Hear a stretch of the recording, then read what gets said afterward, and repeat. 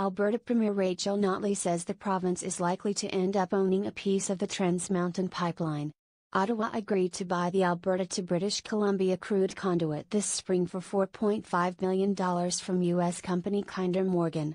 Kinder Morgan had threatened to walk away from a planned $7.4 billion expansion to the line because of resistance from the BC government. Notley announced in May that her government would make up to $2 billion available, if necessary, to keep the project going. The federal and provincial governments want Trans Mountain to go ahead because it would enable Canadian crude to be shipped by tanker to countries other than the U.S. market.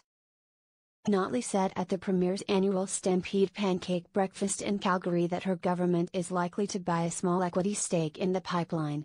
"I think there's a good possibility, but I honestly can't get into much more detail on it until all the final decisions are made," she said Monday. "What I will say is whatever role Alberta takes is one that will absolutely be fiscally responsible and there's a good, solid business case for it. If anything, it will open up opportunities for other Albertans." After flipping flapjacks for crowds gathered outside the government's downtown Calgary offices, Notley met with her cabinet. She told ministers that pieces of pipe have already arrived at yards in the industrial area of Atchison, just outside the pipeline's starting point in Edmonton, as well as in Edson, Alta, about 180 kilometers to the west. "The Atchison site is about a quarter full and the Edson site is half full," Notley said, "and construction is on track to begin this month."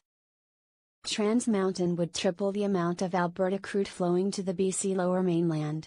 Once the expansion is complete, the oil is to be loaded onto tankers and shipped across the Pacific.